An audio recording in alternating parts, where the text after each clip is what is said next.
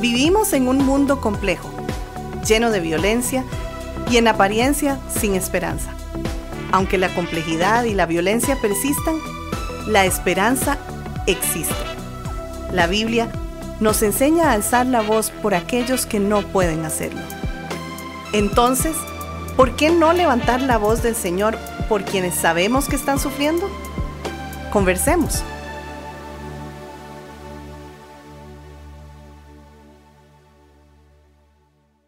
En el podcast anterior propusimos la necesidad de identificar y luego conscientemente superar la actitud de víctima ante estresores relacionales y asumir el modelo de persona vulnerable responsable.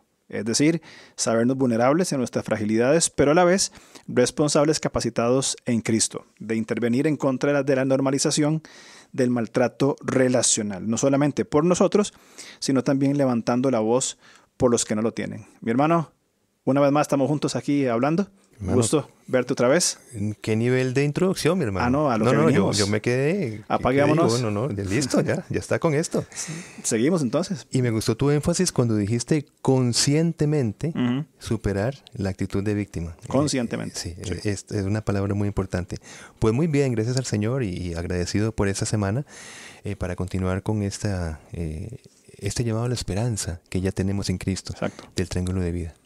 Vimos un vértice para contrarrestar el triángulo dramático de Karman y la propuesta fue una conciencia vulnerable y responsable. ¿Qué vértice podemos comprender hoy desde las Escrituras para contrarrestar esas dinámicas? Ahora corresponde enfocar el cambio de actitud del rol de Salvador, uno de los roles del triángulo dramático de Karman, al reconocedor de la dignidad humana. Ok, entonces, de víctima pasamos al rol de vulnerable y responsable, identificándonos en los recursos de Cristo. Que ese vértice responde a la pregunta ¿quién soy? Exactamente. Okay. Sí, es bueno el punto.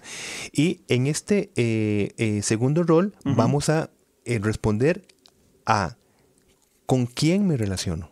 Okay. ¿Con quién me relaciono? Porque estamos pasando de ser un salvador que tengo que tener una percepción de la otra persona para una actitud específica, ¿verdad? Y entonces, si reconozco la dignidad humana, entonces empiezo a responderme con quién me relaciono. Que ese es el trabajo que vamos a hacer en este podcast específicamente. Ok. Entonces, hablando de la dignidad humana, que es un tema que a mí me encanta, me anima mucho leer estos o pues, reflexionar en estos temas, podemos empezar diciendo de que con la caída del pecado, evidentemente, y basta con vivir un par de horas en un cuerpo humano para darnos cuenta de esto, la condición humana ha sido dañada, ¿bien? Están caídos, sí. Y por gracia potenciada para ser redimida, para ser restaurada en el único mediador y salvador que es Jesucristo. Entonces somos caídos y potenciados para ser restaurados, ¿bien? Es la gran narrativa bíblica. Toda esta revelación bíblica nos cuenta esa gran historia, ¿bien? Entonces, todos los seres humanos, todos, es del primero al último, ¿verdad? Sin distinción, son objeto del amor incondicional y sacrificial de Dios. Sí. Juan 3:16, de tal manera amó Dios al mundo, que dio a su único Hijo por nosotros, para que todo aquel que en Él crea. Claro, que no toda la humanidad responde a este amor incondicional es otra cosa, pero por supuesto que el amor incondicional de Dios es para toda la humanidad. Toda persona. Que, claro. Sí. Correcto. Cristo murió, ama, murió por cada persona, pero no todos responden a ese llamado. Sí, y cuando dice Juan 3:16 al mundo, es justamente reforzando esto. O sea, al mundo es digamos, toda la humanidad como tal, ¿verdad? Completa. Sí, completa. Ahora, en Colosenses 1:19 leemos, por cuanto agradó al Padre que en Él habitase toda plenitud. Y con esto se refiere a la predestinación de Jesucristo para su oficio de único mediador, porque en un sano contexto el versículo 20 va a decir, y por medio de Él, de Cristo, reconciliar consigo todas las cosas. Así que nuestro papel relacional no es ser el salvador del otro, usurpando el papel de Jesucristo, sino ayudador. Entonces, el ayudador llora con el que llora, Romanos 12:15, pero respeta la capacidad potencial, mi hermano, esto es muy importante, respeta la capacidad potencial para que los otros, según los recursos del Señor, resuelvan sus problemas respondiendo responsablemente a tal provisión. esto es esencial para entender este cambio de rol de Salvador y porque estamos diciendo respetuoso de la dignidad humana. ¿Quién dignifica a la humanidad caída? Uh-huh. Dios mismo con sus propios recursos. Uh-huh. No reconocer que es el Señor quien está detrás de la capacitación de todo ser humano dañado por el pecado, asume en nosotros un papel salvador de esa persona que, si no es salvada por nuestros recursos, no va a poder ser levantada o capacitada para resolver su situación. Es muy importante y afirmo lo que estás diciendo de la importancia del respeto de la capacidad potencial para que los otros en el Señor puedan responder. Eso es elemental. Ahora, en esa misma línea, la primera provisión de Dios es la misma salvación que tenemos. Así es. La misma salvación es lo que nos va a llevar por este camino. Uy, qué bueno que estás diciendo esto. La provisión de Dios no es la vida como tal, por supuesto, que en Él tenemos vida, claro, vida física, vida, ¿verdad? Uh-huh. Pero bien estás diciendo, si hablamos de provisión de Dios, uh-huh, la gran provisión es la salvación. Correcto. Porque a partir de esta provisión, uh-huh, entonces se fundamenta todo lo demás. Es que a partir de esa salvación tenemos el acceso a la sabiduría, claro, que lo hablamos en el programa anterior. Sí. Cada cual capacitado por el Salvador para encontrar cuáles son los caminos que tenemos que tomar ante los diferentes estresores y asuntos de la vida. Sí. Entonces, la salvación es la primera provisión. Sí. Muy bien. Pablo también tenía esta visión, que me encanta este ejemplo, la visión de personas que buscaban recuperarse para seguir asumiendo sus responsabilidades. En el contexto de recoger ofrendas y demás, Pablo fue muy claro. En Tesalonicenses 2 Tesalonicenses 3, él dijo: el que no quiere trabajar, tampoco coma. Era ayudador de necesitado. Uh-huh. Por supuesto, hay gente que tiene hambre, que tiene necesidad, vamos a ayudar, pero no salvador de los irresponsables. Ayudar implica exhortar, animar, consolar, aconsejar, pero no asumir la responsabilidad del otro. Claro. Ahí está el buen equilibrio que intentamos acá exponer, donde no estamos abogando a que el nuevo modelo bíblico es desatender las necesidades de los otros, ¿verdad? Correcto. Y simplemente decirle, bueno, es tu responsabilidad, uh-huh, allá vos a ver cómo vas a hacer. Uh-huh. Por supuesto que no es esto, ¿verdad? No, jamás.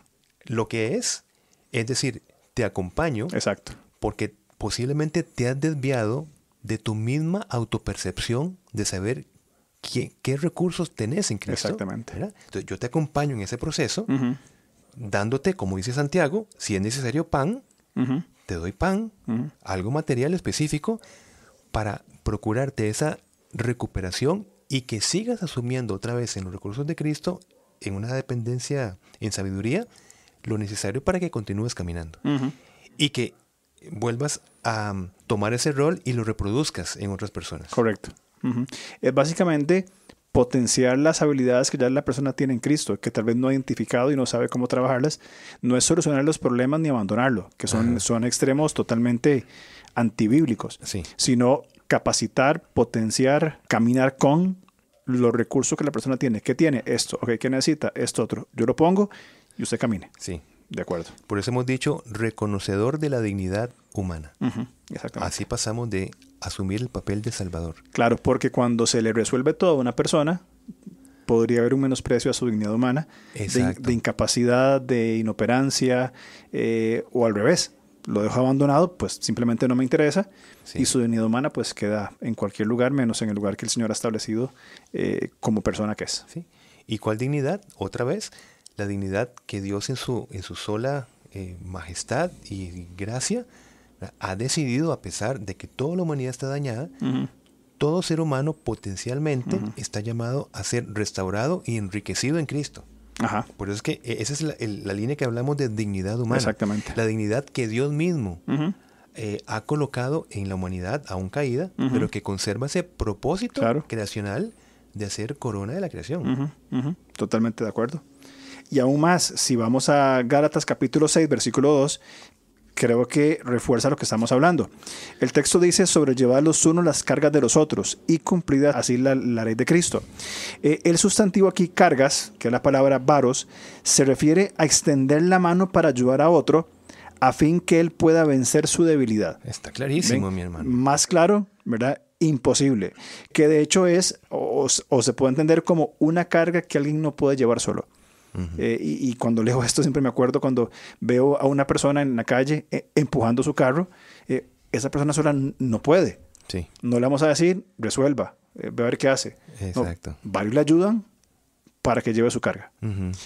Más adelante, en el versículo 5, Pablo dice, porque cada uno llevará su propia carga. Pareciera una contradicción, pero claramente no lo es. El sustantivo aquí, carga, es la palabra fortión, y básicamente habla una responsabilidad que no puede ser transferida. Y de hecho, la palabra suena porción, mi parte, lo que me corresponde a mí, que nadie más puede asumir. Sí. Entonces, esa carga, cada uno tiene que llevarla. Claro, que no puede ser transferida, dijiste. Que no puede ser transferida. Y creo que en este texto de Gálatas es importante resaltar lo que ya vos dijiste anteriormente, un sano equilibrio. Ni un extremo ni el otro. Ni llevo todas sus cargas, ni lo abandono, sino que identifico cuál es la carga y acompaño de la manera correcta. O sea, es decir, la exhortación apostólica. Bíblica, va a decir, correcto, usted lleve su propia carga. Es decir, una carga que usted no la transfiera desde un rol de víctima o desde un rol de perseguidor, donde otros son los responsables de lo que le sucede. Es decir, está demasiado claro esto, ¿no? Totalmente. Sí. Totalmente. No hay forma de decir algún otro argumento porque es extremadamente claro el texto. Y tómese un momento acá, una sugerencia, devuélvese un par de minutos y escuche otra vez la diferencia, aunque nosotros leemos en nuestra Biblia la palabra carga en Gálatas 6.2 y la palabra carga en versículo 6.5, las dos palabras en griego son diferentes. Correcto. Y por eso es importante la exégesis. Exacto. Para poder entender el mensaje apostólico, bíblico, inspirado por el Espíritu Santo. Que resalta, en nuestro contexto, la dignidad humana. Así es. Y dignidad, otra vez, y no me canso, la provisión de potenciar esa humanidad caída con los recursos de Cristo. Eso es dignidad humana. Entonces, básicamente, vamos a salir del rol de Salvador, de este vértice Salvador, cuando dejemos de rediseñar, entre comillas, el plan de Dios para cada ser humano. Qué bueno. Bien, ni yo ni nadie tenemos la habilidad de rediseñar este plan que ya el Señor estableció. Hemos mencionado mucho Efesios 2.10. Ya Dios preparó obras de antemano para andar en ellas, que generalmente va a incluir este plan de Dios, incluye el sufrimiento de una manera u otra, pero para que en Cristo sepamos buscar cuál es la salida, cómo podemos responder a esto correctamente. Y como dice 1 Corintios 10.13. Correcto, sí. ¿Verdad? Qué importante. Entonces, un Salvador, si entiendo todo esto, evita la incomodidad, entre comillas, ¿verdad? De ver a otros sufrir como consecuencia de sus mismos pecados. Va a decir Salmo 18.6, en mi angustia invoqué al Señor, clamé a mi Dios y Él me escuchó desde su templo. Mi clamor llegó a sus oídos. Entonces, un ayudador, en vez de un salvador, un ayudador anima al sufriente a aplicar soluciones adaptativas a su situación. Es decir, un ayudador redirige la atención de la situación del quien está sufriendo a los recursos de Cristo. Correcto. No a los recursos del mismo Salvador, asumiéndose como Salvador. De hecho, si esta persona, este salmo, dice, en mi angustia invoqué, si no hubiera estado en angustia y no invoca al Señor, no hubiera podido continuar hablando de la respuesta del Señor en su vida. Claro. Entonces, estos sufrimientos que el Salvador evita no son al fin tan malos. Sí. De hecho, también yo creo, y aquí estoy casi seguro, cuando se habla de ayuda idónea, creo que va por esta misma línea, aún en el texto hebreo, de ser el ayudador. Dios es nuestro ayudador, mencionan los salmos, ¿sí? Y la ayuda idónea es esta que potencia al esposo para seguir cumpliendo su rol. No es la asistente personal ni la empleada doméstica, sino es este potenciador de habilidades en Cristo. Sí, exactamente. Y bueno, otro punto, hablamos de la dignidad humana, y otro punto muy importante en este contexto es el respeto mutuo. Dentro del contexto de no seguir viéndonos como salvadores y viendo a los otros como personas que necesitan ser salvadas por mí. Entonces, evita eso desde el buen entendimiento de la dignidad humana, como ya se explicó, y el otro parámetro es entendiendo el concepto del respeto mutuo. Por ejemplo, recordemos que un salvador asume siempre saber lo que necesita la otra persona y esta percepción es irrespetuosa, porque en este proceso, ¿qué sucede? Se impone la forma propia de ver las cosas y de solucionarlas de parte del Salvador. O sea, se impone, ¿verdad? Se impone. Entonces, se respeta todo porque hay solamente un criterio de percepción y de solución. Esto porque cada persona tiene su propio camino, desde la dignidad que hablamos, para abordar sus problemas según el plan del Señor sobre dicha persona. Bien, vos dijiste que esos planes pueden incluir también el sufrimiento, que el Señor lo permite para que nosotros nos volvamos a ver en nuestra angustia, como lo leemos en el Salmo. Entonces, el ayudador acompaña a la otra persona en este proceso relacional con el Señor. Y ese acompañamiento nosotros lo traducimos como respeto. Acompañar es respetar. No solamente respetar a la persona, sino respetar el propósito que Dios tiene en esa persona a través de una circunstancia específica. Y qué importante es esto que estás diciendo sobre el respeto, porque entonces la persona que acompaña a través de la dignidad humana no solamente va a respetar el propósito de Dios, va a respetar la dignidad de la otra persona, sino que él mismo va a darse a respetar, un autorrespeto de saber ocupar su lugar, qué capacidades no tiene y qué capacidades tiene, o cuál es su llamado y cuál no es su llamado. Entonces entramos en un concepto de un mutuo enriquecimiento.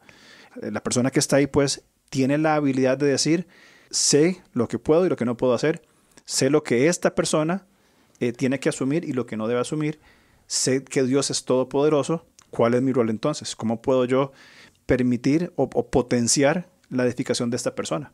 Y en ese proceso también somos, por supuesto, nosotros edificados. Claro. Y es una cuestión de visión. ¿Quién está detrás de tal situación? El Señor, por supuesto. Claro que sí. No es una situación banal. Exacto. Y esas situaciones muchas veces es consecuencia de nuestra propia irresponsabilidad. Así que, para resolver el punto, la única manera es asumir esa responsabilidad desde la sabiduría que la persona misma, quien está sufriendo, tiene la responsabilidad de pedir al Señor. Correcto. Porque si yo me interpongo en ese papel, entonces evito esa dinámica que la persona necesita tener con el Señor. Porque la persona, hijo, hija, sabrá que contará con su papito o su mamita y no va a desarrollar la potencialidad que el Señor tiene en esta persona para darle, a pesar que somos pecadores, todos los recursos necesarios en Cristo para solucionar diferentes situaciones. Y por supuesto, sufrimos a la par de nuestros hijos. Sí, claro. Pero no podemos incomodarnos por el sufrimiento de ellos, evitándoles esta dinámica que estamos exponiendo acá. Básicamente es, lo entiendo, una de las formas de entenderlo, es voy a permitir que la persona asuma su responsabilidad. O sea, mi rol es voy a permitir que esa persona asuma su responsabilidad. Y lo acompaño en el proceso. Le ayudo en el proceso. Sí, lo ayudo en el proceso. Sí. Y yo veo que va a pegar contra una pared tan duro, pero ahí voy a estar para levantarlo, para limpiarle las heridas, ¿Sí? Sigamos caminando y sigamos potenciando la sabiduría que tenés en el Señor. Porque qué fácil es que nos eviten todos los golpes. Exacto. Por eso es que dice el texto, que creo que lo podemos entender con más amplitud, llorar con el que llora. Exactamente. Es que nosotros también lloramos porque, por supuesto, estamos ante una situación que decimos, a mí me encantaría resolverle y que la persona se quede quietecita. Claro. Entonces, claro, este modelo nos destruye esa tendencia que no edifica. Y por eso es que lloramos también, pero con esperanza. Y va en función de la dignidad humana. Sí. Porque al menos en la relación padres e hijos, si nosotros no acompañamos sabiamente y no damos ese espacio para el crecimiento personal de nuestros hijos, ¿qué clase de ciudadano estamos formando? Es decir, si a mis hijitas, que adoro con todo mi corazón, les evito el sufrimiento, los problemas, los asuntos que tienen que enfrentar, el día de mañana salen y primero que no van a aportar nada a esta sociedad ya compleja. Y en segundo lugar, van a sufrir más por no haber tenido estos aprendizajes necesarios en los momentos formativos claves. Sí. Inclusive le estamos heredando un modelo para responder a sus estresores. Exactamente. O sea, cuando tengas un estresor, sea por una manera que no controlamos o consecuencia de nuestras propias decisiones, el modelo es que usted busque un salvador que asuma su responsabilidad. ¿ves? Como ya lo has vivido conmigo durante 15, 20, 25 años en la casa, ¿no? Entonces seguimos reproduciendo el triángulo dramático. Y qué bueno entonces, qué aporte más grande cuando formamos hijos que saben responder en dignidad humana, en la dualidad de vulnerable o responsable. Sí. O sea, qué clase de personas están formándose. No solamente para aportar a la sociedad, sino para dar la gloria a Dios por medio de esas transformaciones. Sí. Muy bien. Así que es necesario, para no seguir respondiendo desde la actitud de Salvador, cambiar la mentalidad de yo soy el que ayuda por estamos trabajando juntos en la resolución Exacto. de tu conflicto o del conflicto. Así que la relación cambia de un estatus jerárquico a colaborativo. Jerárquico en el sentido yo te salvo, a entre los dos, con tu dignidad y con la mía, recibida del Señor, colaboramos juntos para la resolución de tal conflicto. Qué buen modelo es este, qué buen cambio, qué buena transformación de pasar de un estatus jerárquico, me impongo, controlo, defino por otros, en vez de, bueno, vamos a colaborar juntos. Sí. Es un gran modelo no solamente relacional, sino también de liderazgo. Claro que el sí. líder sepa colaborar con las personas que trabaja, en vez de ser jerárquico, es maravilloso. Generalmente la masculinidad bíblica en el matrimonio, a pesar de todo, en la práctica sigue teniendo un estatus jerárquico. Sí. ¿Verdad? De responsabilidad, quizá. Sí, como decir, en vez de una resolución colaborativa, ¿verdad? Porque el hombre es cabeza de hogar y no estamos diciendo otra cosa. Correcto. Pero nosotros entendemos todos esos términos desde la perspectiva del pecado, es el punto. No podemos concebirlo de otra manera. Entonces tenemos que ir aprendiendo a andar en vida nueva, aprendiendo a remodelar el concepto de autoridad y el concepto de liderazgo. Y de poder. Y de poder, exactamente, claro Correcto. que sí. Sí. Porque el Señor ha potenciado al hombre para ser cabeza de su hogar, listo. Correcto. Pero claro, las críticas están porque no podemos sacar poder, potencia, si no es mediado por el pecado, ¿verdad? Entonces, por eso es que la Biblia nos redefine qué es el liderazgo. Exactamente. Que es entrega, servicio, abrir espacios de colaboración mutua. Correcto. Etcétera, etcétera. Siempre desde el rol, y entendiéndose en el contexto que estamos hablando, siempre desde esa jerarquía. Yo tengo la responsabilidad de liderar mi hogar como cabeza de hogar por la autoridad de Dios, no impuesta por mí ni buscada de una forma egoísta. Claro. En cuanto, como dijiste, en cuanto al pecado, etcétera. Pero ese desarrollo, esa autoridad y poder es a través de una colaboración sabia, asumiendo el liderazgo para el fortalecimiento de los demás. Claro, es que las palabras de Pablo, porque el hombre fue formado primero, correcto, causa innecesariamente un despertar de pasiones, ¿verdad? Un bullicio. Un bullicio, es una buena palabra, porque se entiende todo desde el concepto de jerarquía, pero mediado por el pecado. Impositiva. Y eso es algo muy importante y yo creo que, apelando a los consiervos, que todo estudioso de las Escrituras, quiero decir, reestudiar, revisar estos conceptos, bíblicamente hablando, de poder y autoridad, no definidos por el pecado, sino por las Escrituras. Sí. ¿Qué implica que una persona tenga autoridad o poder? Nunca es para beneficio propio, jamás. Ni para imponerse, ni para beneficiarse, sino para servir. Sí. ¿Qué es el modelo de Cristo? Entonces, mi hermano, básicamente, para ser un ayudador, esencialmente, creo que uno de los elementos para ser un ayudador es esencial tener la capacidad de escuchar. Santiago habla de esta virtud de saber escuchar, pronto para escuchar. Bien. Y de esta manera, cuando escuchamos correctamente, cuando escuchamos, llamémosle activamente, vamos a tener muy claro lo que la otra persona pide de nosotros. A la vez, vamos a tener la capacidad de relacionar esa petición con nuestros propios límites. Es decir, y se da mucho en la consejería, adelantarse a dar un tratamiento, una guía, etcétera. Un consejo, claro, en función de lo que yo estoy asumiendo, en lugar de lo que la otra persona necesita en ese momento. Y asumir que nosotros tenemos la capacidad de dar todo consejo siempre y todo acompañamiento siempre. Claro. Que la consejería es de una persona, pero el mismo consejero sabio, a su vez, tomará de otros recursos, de sus redes de apoyo, correcto, para tener una responsabilidad de consejería hacia la otra persona. Y esto es muy importante, ¿verdad? Cuando la persona aconseja y toma recursos de otros, hay momentos donde es necesario reconocer que a veces no podemos ayudar. Hay cosas que salen de nuestra mano y que de hacerlos podríamos estar cayendo en esta dinámica disfuncional. Sí. En ocasiones, la otra persona, por una u otra razón, no está lista para recibir ayuda o simplemente no quiere cambiar. Exacto. Se entiende lo que está pasando, Sí. Expone su necesidad, se escucha, se va al consejo bíblico. Sí. La persona dice, mira, yo realmente no quiero. ¿Y qué es que no quiera cambiar? En el término que estamos hablando acá, de los podcasts anteriores, es decide permanecer en un triángulo dramático. Exacto. Por supuesto, endurece su corazón, tenemos muchas maneras de decirlo.